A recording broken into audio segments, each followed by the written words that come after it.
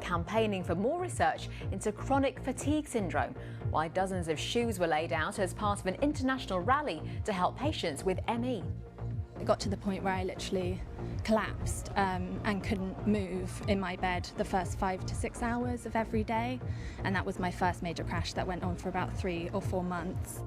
Also, more than 2,000 panels, the biggest community-owned solar rooftop in the UK, is officially generating power.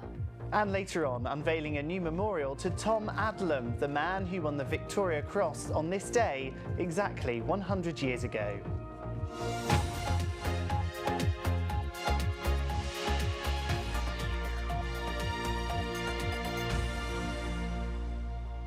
Good evening. Health campaigners in Oxford have been taking part in an international rally calling for more funding and research to help people with ME.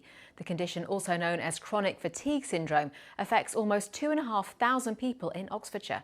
Rallies are being held all over the UK, the US and Europe. Jeremy Stern reports. Jo Porter used to enjoy walking holidays with her husband, but these days they're restricted to short strolls near the family house in Witney. Jo's been battling ME for more than 20 years. It can feel like if you've run a marathon, you collapse onto the floor. That's what it feels like. For some people, it feels like that all the time. Luckily, I've gone past that stage. I've had it so long, and it's not as bad for me personally. But there are a lot of people who are bedbound. Today, people with ME and their supporters gathered in Oxford city centre. The shoes are here to represent people with ME who basically can't be here today. They're too ill. A lot of them are housebound, bedbound, and this is the only way that they can make themselves visible or heard, because by representing their shoes, a lot of them haven't been walked in for 5 or 10 years. The issue of ME, how it's funded and how it's treated, would appear to be of concern all around the world, because as well as in Oxford, there are demonstrations across Europe, in South Africa, in Canada and Australia. The ME Association has funded some studies, but says there needs to be more investment to support the 250,000 people in the UK with the condition.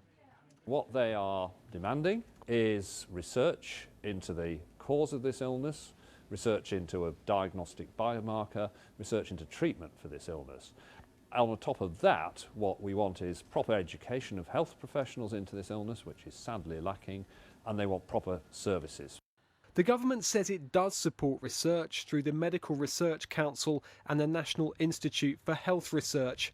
A statement said the groups welcome high-quality applications for research into all aspects of ME, which would include studies to investigate the biological causes of the condition, improve our understanding of it, and to evaluate treatments. But Lara and others with ME say this is a devastating illness that must be taken even more seriously. Jeremy Stern, BBC South Today.